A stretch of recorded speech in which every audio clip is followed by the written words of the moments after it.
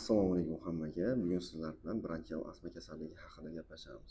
Bronkial astma kasalligi nima? Bronkial astma kasalligi bu o'zgaruvchi respirator simptomlar bilan, ya'ni nafas siqishi, bo'g'ilish, yo'tal, xirillash va ko'krakda siqilish bilan kechadigan havo yo'llarining o'zgaruvchan to'silishi bilan kechadigan geterogen kasallik hisoblanadi. Astma kasalligi bir xil kasallik emas. Bu kasallik turlicha yoshda turlicha kechadi. Ba'zida bolalarda allergiyaga bog'liq holatda boshlansa, yosh kattalarda esa allergiyaga bog'liq bo'lmagan holatda boshlanishi mumkin. Ba'zi birovlarda simptomlar og'irroq bo'lsa, xurishlar soni tez kuzatilsa, ba'zilarda esa yengil kuzatilishi mumkin.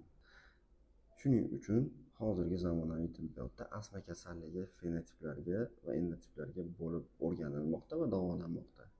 Fenotip deganda bu kasallikning tashqi ko'rinishi va klinik xususiyatlariga qarab ajratishni tushunamiz. Fenotiplarga bo'lib davolash nima uchun muhim? Birinchi navbatda har bir fenotip turlicha dorilarga javob beradi va ularning mexanizmi har xil kechadi. Ikkinchi sabab bo'lsa kasallikni nazorat qilish. Fenotiplarni aniqlab, har bir bemorda kasallik qanday kechishi, og'ir va yengil kechishi haqida biz prognoz qilishimiz mumkin.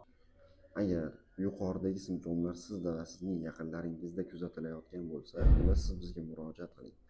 Biz sizni davolaymiz va kasalligingizni nazorat qilamiz va to'g'ri tashxis qo'yib beramiz.